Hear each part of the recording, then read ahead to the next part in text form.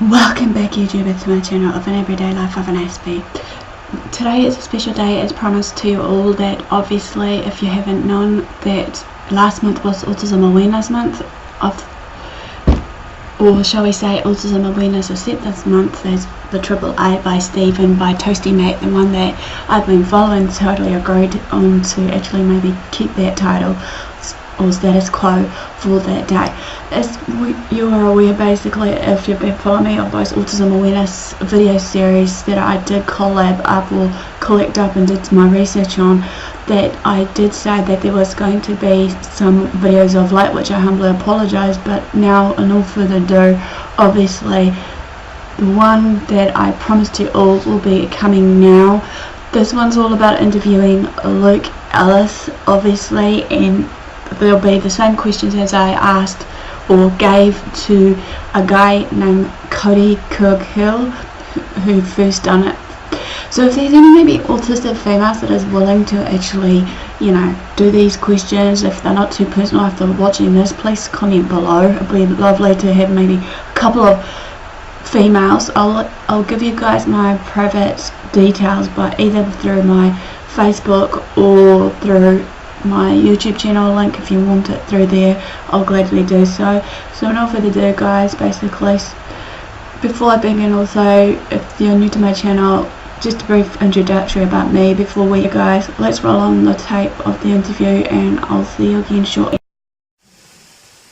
Hi, welcome back YouTubers to my channel of an everyday life of an Aspie.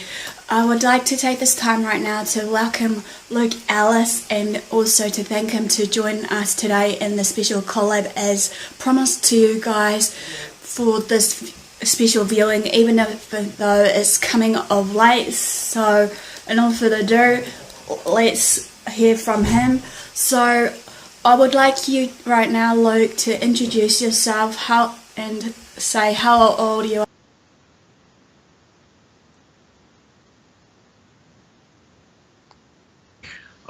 Well, my name's Luke Ellis. I am 19 and not 19, I'm 20 and I'm from the United Kingdom. Originally. Number 2 is, what have you got, the age of when you had this condition? Basically, I've got Asperger's syndrome / classic autism, and I got diagnosed with that back in 2004 when I was 7. In your own words, define what classic autism is. Essentially, it can change things like your social capabilities and your gain with things like education. It can get you very easily confused. You can very easily misunderstand a situation or read a situation wrong, and sometimes you do get yourself in trouble quite badly for it, depending on in which way you do take it. So that can cause a lot of issues. Basically, and how this affects you in your day-to-day living. How long have you had this condition of classic autism, Asperger's?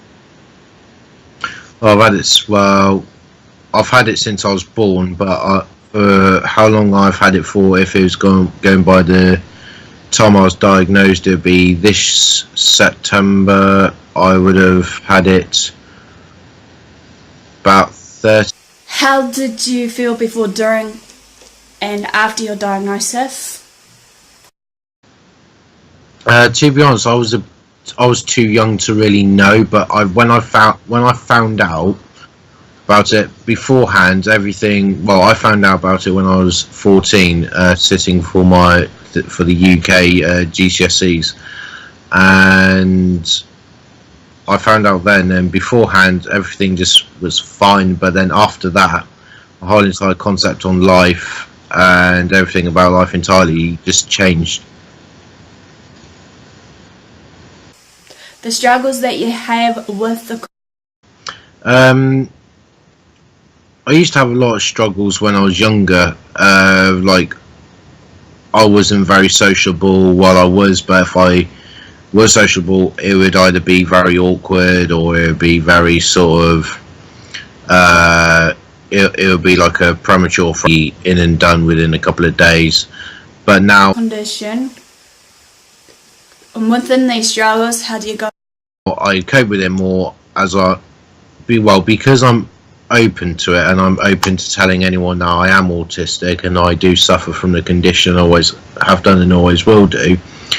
They have become more accepting of the fact that I have it, so they do make a very good social understanding, in the same with my workplace as well, with me being a bus driver, that my workplace do take very kindly to it, and they do understand that I am going to be struggling sometimes to understand a certain situation, so they do sometimes adapt. In when they do give me letters, they will explain a matter more, and they will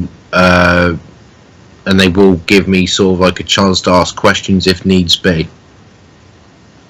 About these struggles in your everyday living? For everyone, and it's not illegal, but well, it is depending what age you are, but smoking does it for me. Just having, because well, if I ever do feel that I'm going to have a form of an autism meltdown, or I'm going to have any form of like stress coming upon me for a situation I can't either handle, or just casually in a social group, I will have a cigarette, and then that just usually keeps my moods, and it keeps everything on a nice fine line, and it keeps it level, and it keeps me under control, essentially. What are your personal strengths or your characteristic traits with the person with classic autism? Or basically, for my strengths is that I'm passionate, lovable, outgoing as much as I can in where the energy I have, and that I do like to get to meet new people, and like it is with my job as a bus driver, I meet new people every single day. There is not one day which is different from the day afterwards where I don't pick up the exact same people. I'm always going to pick up someone different, always. So there is always that, that light at the tunnel, where I do meet new people of all diverse backgrounds and all different types of history that they've got. So that also helps me understand to be mixing of a multi-background, like a multiculture in a way, but as in the multicultural is in the sense of diversity. The myths and misconceptions about classic autism versus basically Asperger's syndrome in general. The misconceptions about it is things like when they are younger and all that sort of stuff. People think that autistic children are badly behaved and can be considered dumb, and also using very rude, prejudicial words such as retarded, spasticated, spesh, and also moron and dumb. That really, more than anything, is a massive misconception, because actually people with autism are actually very lovable characters, and they are actually quite nice to get along with, but people just need to be more understanding of. You mentioned basically you wish you could change a way of maybe people's understanding of it all, of autism versus Asperger's syndrome, and that in this, obviously, how I looked at it when I did my research, I'm guessing basically up to, given for the people, if there was more awareness, there'll be more understanding as well as maybe hopefully in the near future inclusion, even though there is starting to be at this viewpoint inclusion for people with autism or Asperger's syndrome in certain special interests or activities that people may like to do, hearsay. So like a bit more given leeway more than anything, a bit more like sort of not really patience, but sort of like more awareness mixed with like more personal space as well, and more freedom as it was. Next question is there help where you are, and if so, where can they get the help for themselves, and the name of the organisations that they can go to in your local area?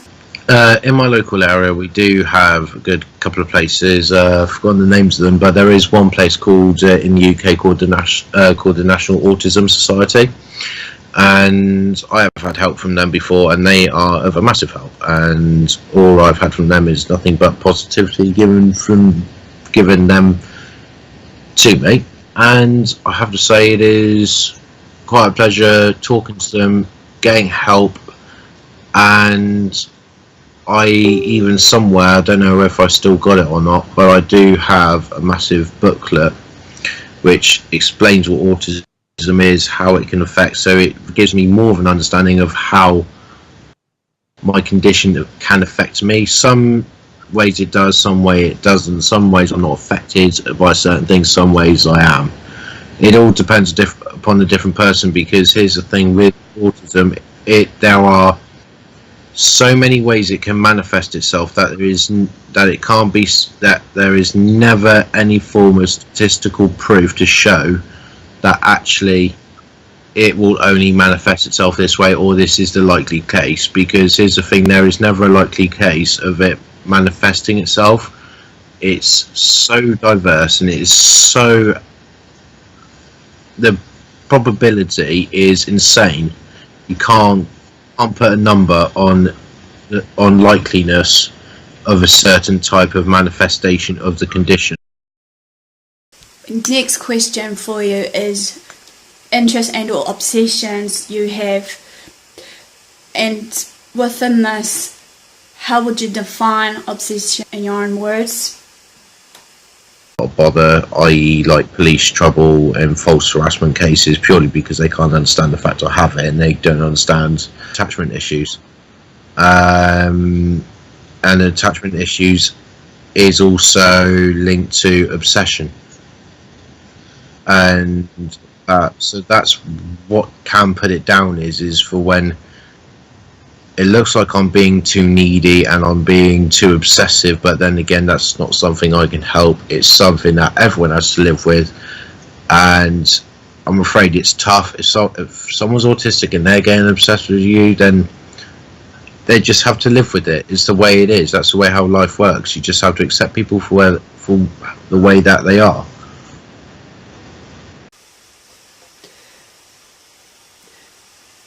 Before we continue, you mentioned something about your obsessions and all that, and I can relate about how you fall in love hard when you may have met someone for the very first time, be it on the internet and everything else.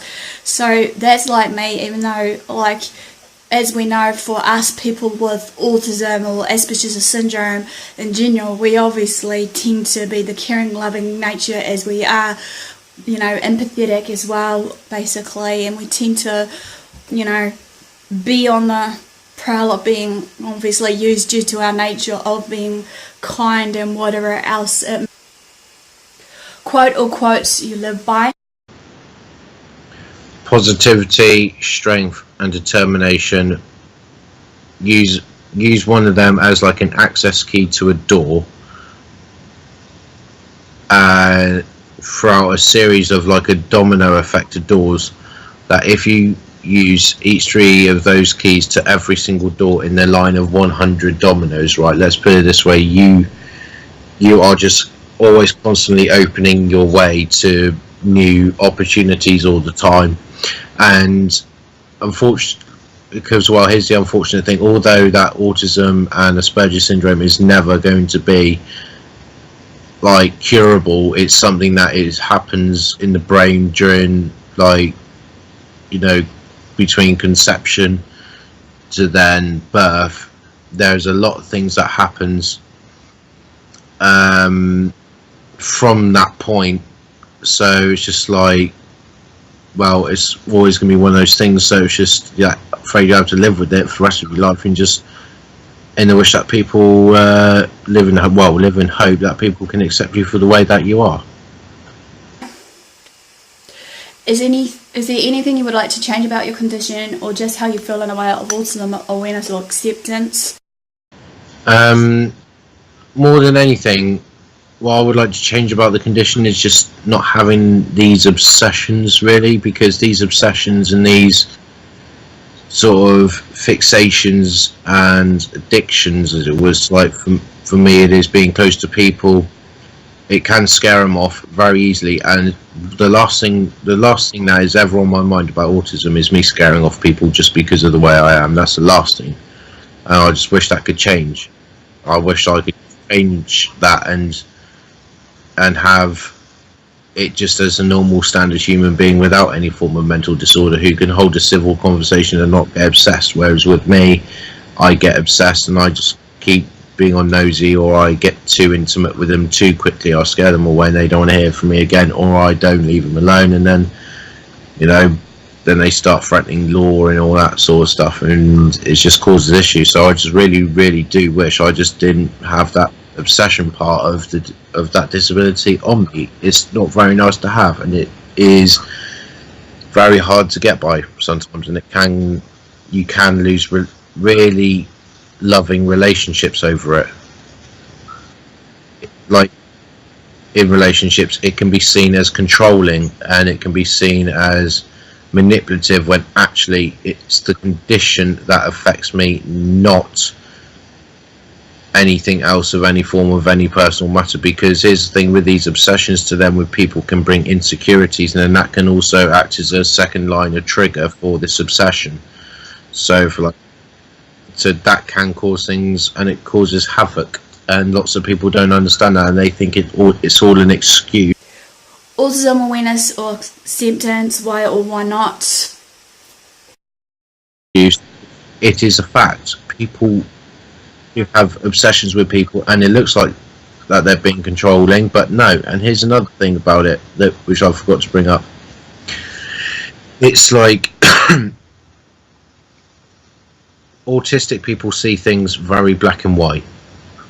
It's either good, it's either good or it's bad.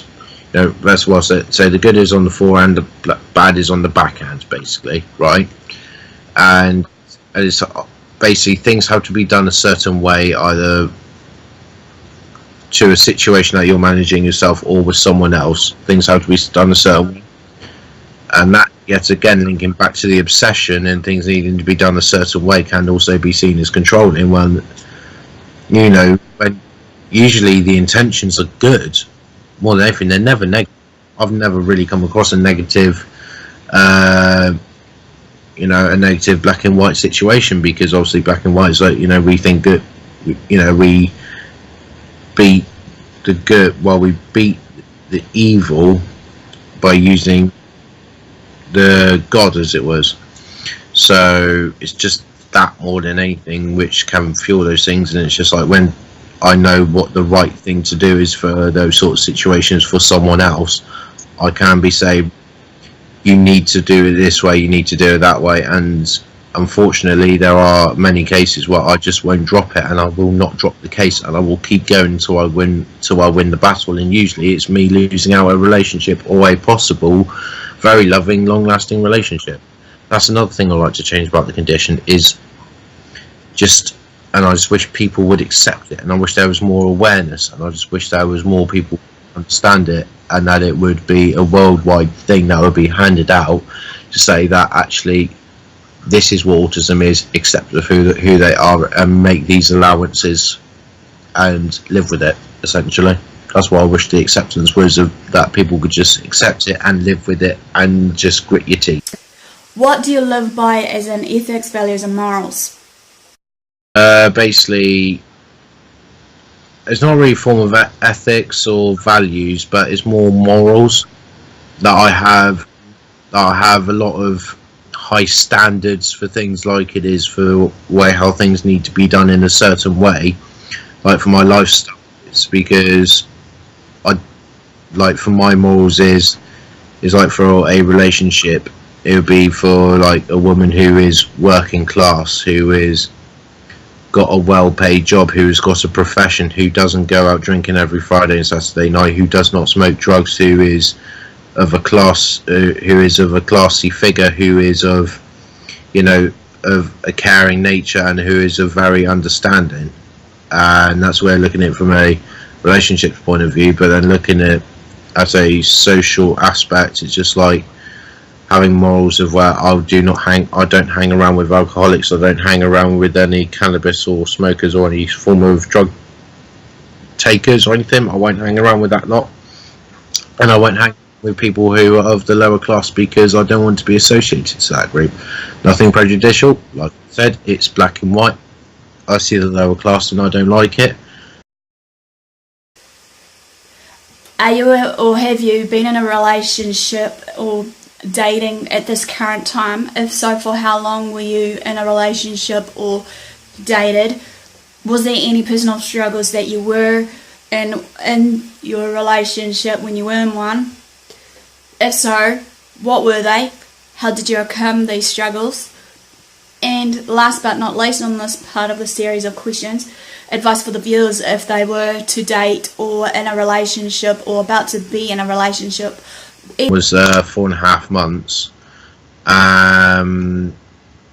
It came to a bitter end for where I wanted things getting done one way, and how I didn't want this girl to speak to this certain male, and that created a lot of conflict, and she started throwing up excuses when I knew that this guy was as I saw it, as Satan, and I didn't like him at all. She wouldn't understand for where I was coming, and she called me controlling, dumped me, and then left me heartbroken, and I was then left single for about 10 months before I went until I fell into the arms of someone else. It took 10 months for me to get over it, because there was actually such a horrible breakup. And for my best advice is, in a relationship, make sure that you're with someone who is fully aware of the condition, and who will make sure that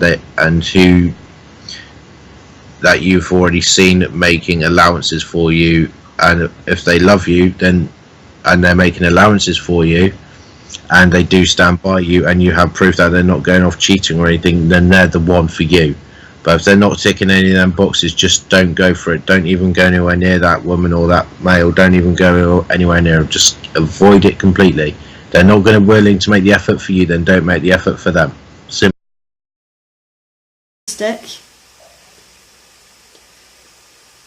Have you got any friends? If not, is this an everyday struggle for you? What do you wish to say as a form of advice to the viewers based on making friends? Or again, if you have making friends, what was your, how did you work it out basically on making friends? I do have a good few friends. Like, I've been seeing a good couple of them over the past couple of days. I've been going out seeing mates every day for the past 3 days now. I've gone around to friends' houses. I've been going out to meets and stuff, and I have to say it's quite nice, because it's just because of my job. That's helped me not only understand people from a different background and a different diversity and a different situation, but it has helped curb some of the autistic manifestations and of how it brings it out in itself. So I have been sort of thinking of how I was 6 months ago before I had this job to how I am now, and these days I used to not be very understanding. I used to be sort of very highly opinionistic, if you could put it.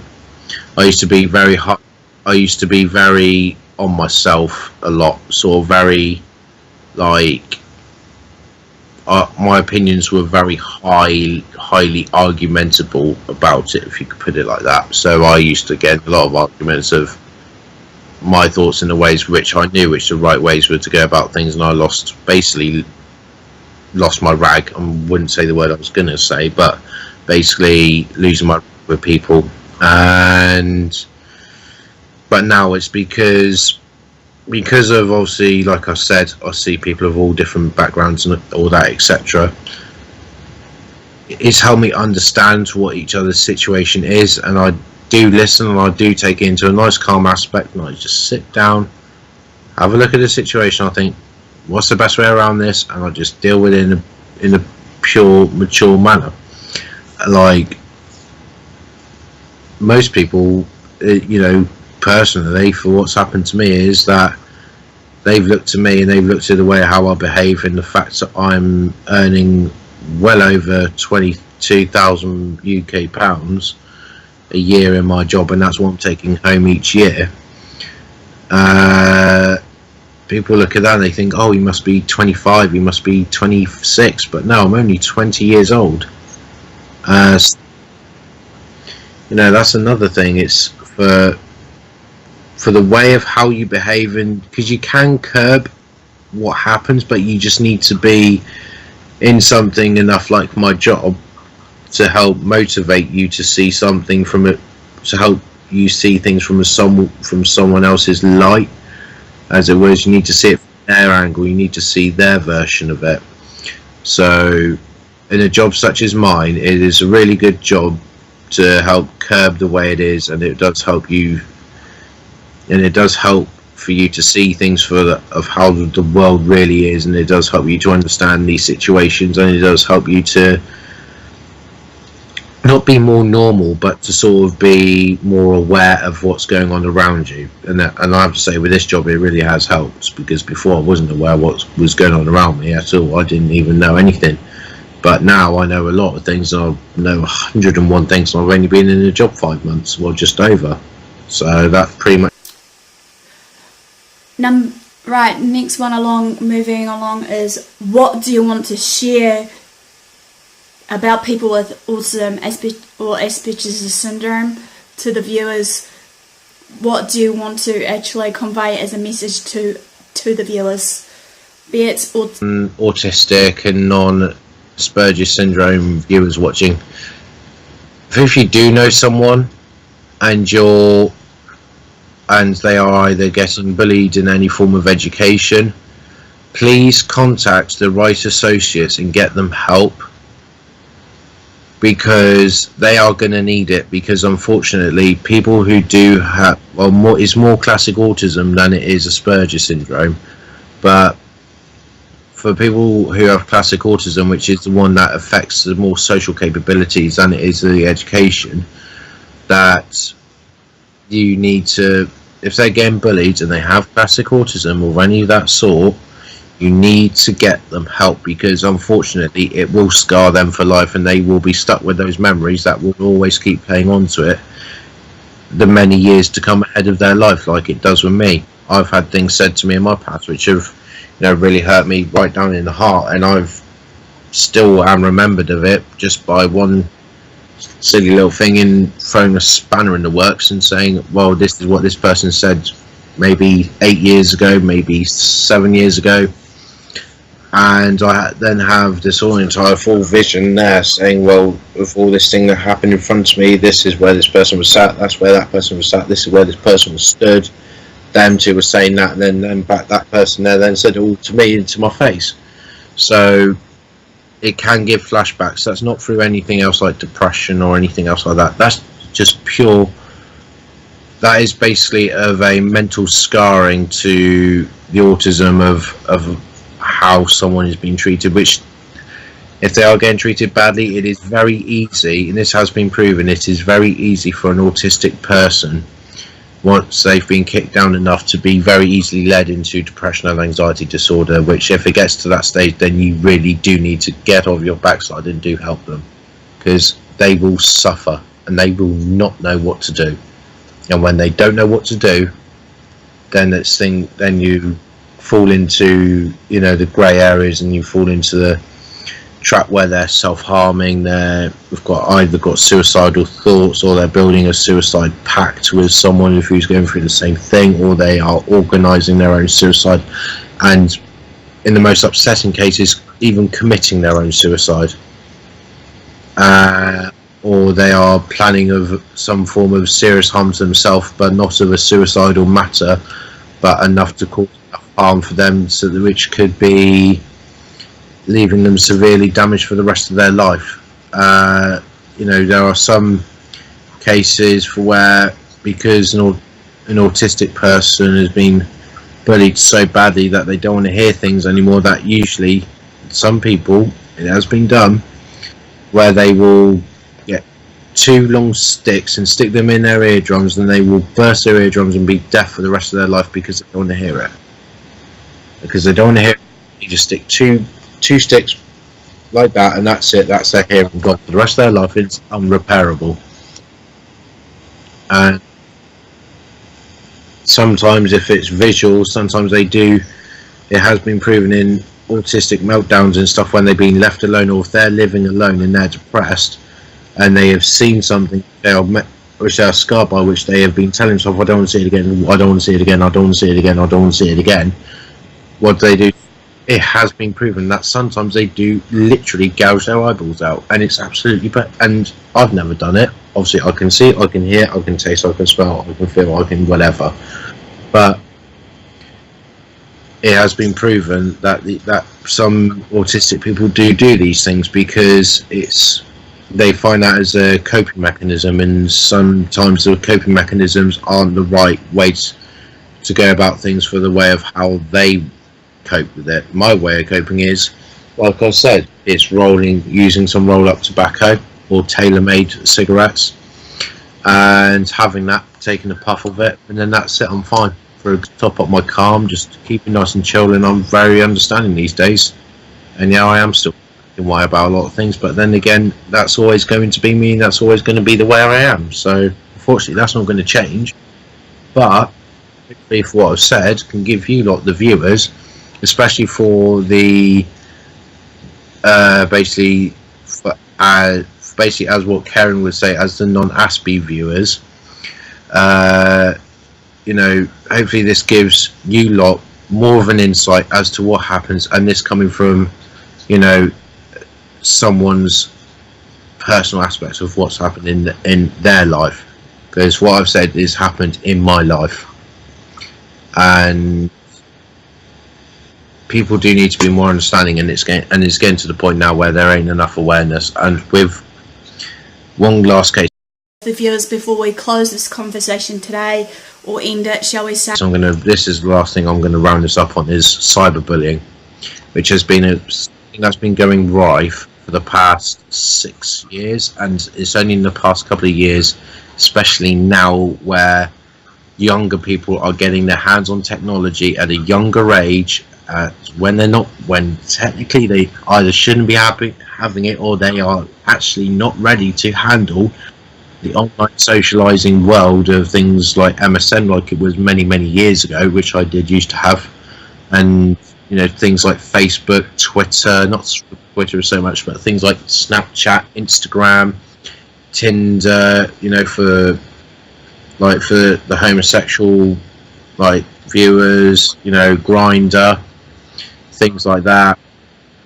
Getting bullied on that either for the way that they are, or you know, just mainly is because it's a personal attack for the way that they are. Either if they've put in a Facebook bio on the open page saying I'm autistic, please accept me for who I am, for someone who sees autism as an excuse, as a negative, and they would take that.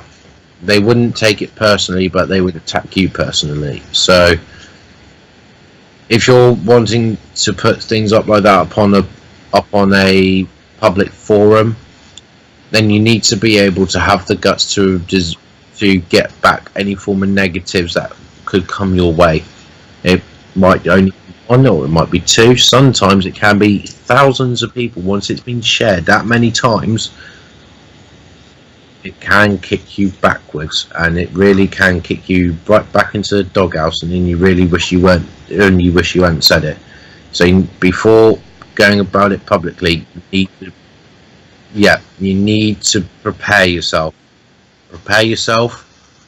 and think before you speak. And basically, like it is, actions speak louder than words. Words are words, and they can be forgotten about and forgiven, but actions, they can't be forgiven and they can't be forgotten about. It's those are the things for other people's actions that can cause people to be down for the rest of their life. It's the actions, not the words. Yes, words are hurtful, and yes, words will stain in the memory, but it's more of how the person's actions more than anything, which will affect the impact on how it is on the victim. So hopefully that helps, and hopefully, you know, they are more. So these are the questions, obviously, that I asked, similarly to if you've been following me from the very first one, Luke Cargill. And obviously, again, I want to thank Luke for coming in today, despite our time difference and our time schedule. Regardless, hopefully you've learned something from him, and if there's anyone of interest that wants to do this, be it maybe a couple of autistic females would be nice. Hopefully, I'm not trying to be sexist in that, but I want to see a different viewpoint, obviously, from an autistic female maybe in this. If you're interested, let me know in the comment box below. Follow me through my social media sites, obviously, or just PM me if you are keen, and I'll give you either the questions at hand, or even if you want to do it as similarly as an open option for a video, feel free to let me know of your valid option. And all for the do, guys, hopefully you've learned something along the way today with Luke and his way of things. And all for the do, guys, do what you love what you do. Until next time, I'll see you all again soon.